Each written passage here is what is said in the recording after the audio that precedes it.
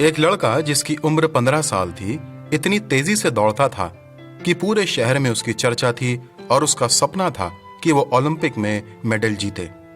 एक दिन उस लड़के के लिए रेस रखवाई गई जिसमें दूसरे शहरों से भी लड़के आए थे और मुख्य अतिथि के रूप में कॉलेज के एक प्रोफेसर को आमंत्रित किया गया था। सबको पता था कि वो लड़का ही रेस जीतेगा और वो जीता भी। लोग जोर जोर से उसका नाम लेने लगे और वो इतना खुश था कि बोला, जिस किसी को भी मेरे साथ रेस लगानी है वह लगा सकता है। फिर एक और रेस रखवाई गई जिसमें उससे उम्र में बड़े लड़कों ने भी हिस्सा लिया और वह ये दूसरी रेस भी जीत गया। खुशी से वह प्रोफेसर के पास गया और बोला, बड़े लड़के थे फिर भी मैं जीत गया।